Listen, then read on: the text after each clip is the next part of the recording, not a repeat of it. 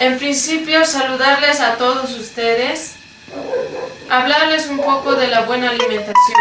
Con una buena alimentación podemos protegernos del coronavirus, siempre consumiendo alimentos sanos y nutritivos, como ser